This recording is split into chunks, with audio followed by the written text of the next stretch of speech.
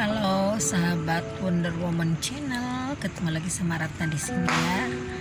Ini sekarang saya sudah hari keempat balik ke Jakarta. Jadi sudah terbiasa lagi dengan macet-macetan ya, dengan hingar-bingar kendaraan dari kiri kanan, dengan hal-hal yang berbau kota besar teman-teman ya. Jadi ada enaknya, ada tidak enaknya hidup di kota besar ini.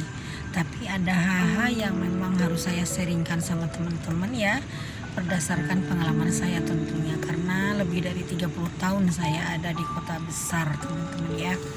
Nah jadi mungkin teman-teman yang biasa hidup di desa akan bagaimana sih keadaan di hidup di kota besar, harus dihadapinya seperti apa. Ternyata hidup kota besar ini ada mudahnya, ada susahnya, ada minnya, ada plusnya teman-teman ya. Cuma kalau untuk saya pribadi, saya lebih nyaman di kota besar kalau untuk hidup yang lebih dinamis, dalam keadaan produktif loh ya, bukan dalam keadaan pasca istirahat atau pasca usia tua.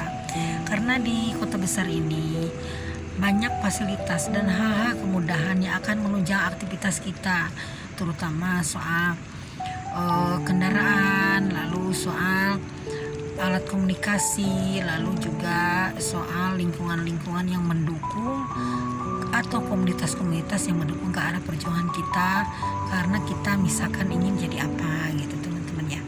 Nah jadi ini ada beberapa pengalaman saya setelah saya ada di kota besar. Jadi ada hal-hal yang memang saya temukan.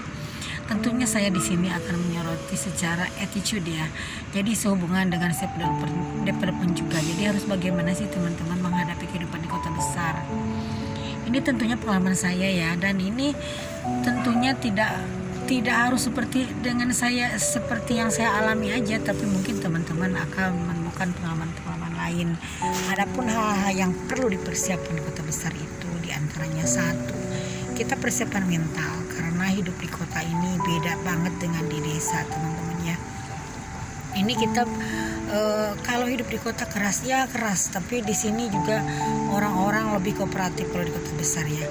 Jadi teman-teman, di sini di namanya kota besar, kita hidup dengan multi etnis, dengan multi agama, dengan multi ras, dengan multi karakter orang. Nah tentunya kita di sini dituntut harus bersifat fleksibel.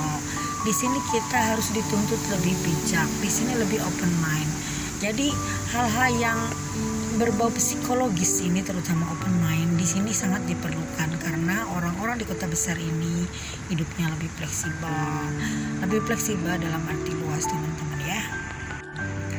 Keduanya, kita harus punya wawasan yang luas seperti apa.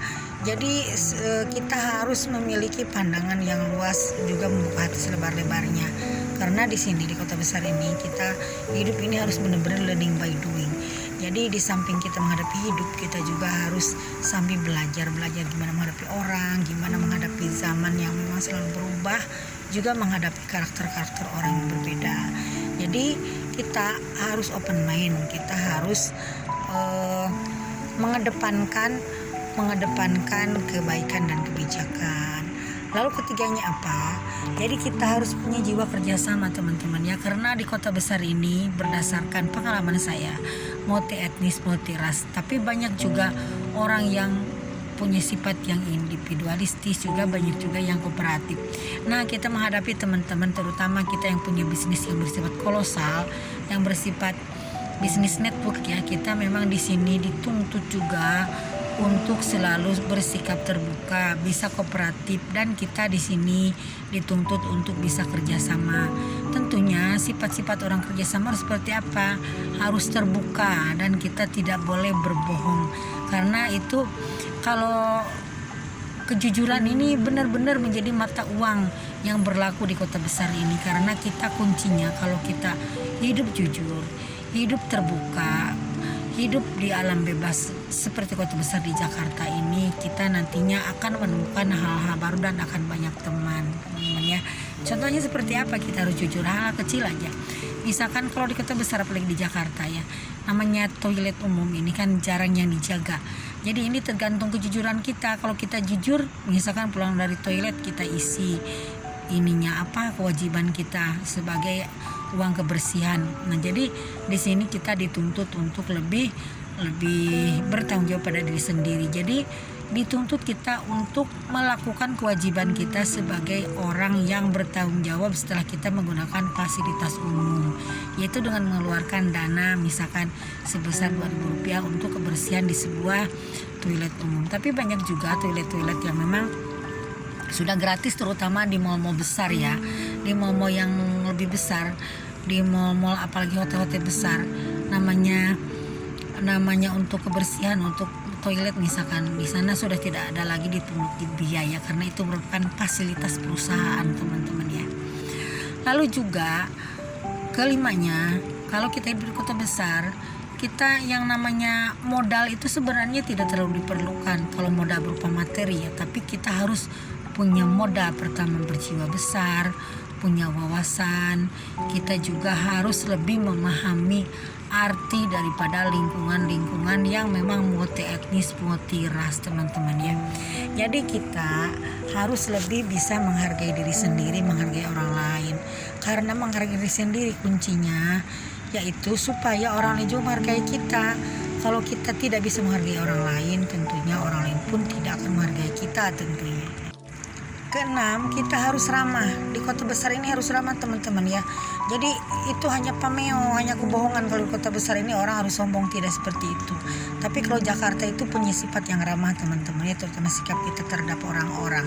Bahkan teman saya dari Manila, dari Filipina, sampai bingung, sampai heran kenapa katanya orang Indonesia ini kok ramah-ramah meskipun di kota besar, padahal katanya Jakarta ini kotanya yang gede, harusnya individualis di hidupnya. Nah, kalau Jakarta mungkin istimewa kalau untuk ukuran Jakarta sebagai kota internasional ya, karena Jakarta ini memang ramah, teman-teman ya.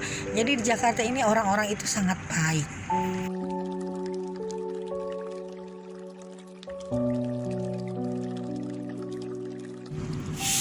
Selanjutnya yang ketujuh, kita harus fleksibel dan dinamis. Kenapa dinamis? Karena hidup di Jakarta ini berkembang. Kita harus selalu berkembang. Kalau misalkan kita udah sekolah, misalkan udah selesai nih S2 apa S3. Jadi kalau hidup di Jakarta, di kota besar ini terutama, kita selama hidup di bawah langit, kita itu selalu belajar. Jadi harus selalu optimis, harus selalu fleksibel. Juga harus selalu kita dinamis menyongsong perubahan-perubahan yang terjadi setiap hari. Karena kadang-kadang ada perubahan-perubahan yang bisa diprediksi dari awal, teman-teman ya. Itulah namanya kota besar di Jakarta terutama. Dan kota ini yaitu kota yang sangat maju. Lalu yang ke-8, kota Jakarta ini kota 24 jam yang tidak pernah mati, teman-teman ya.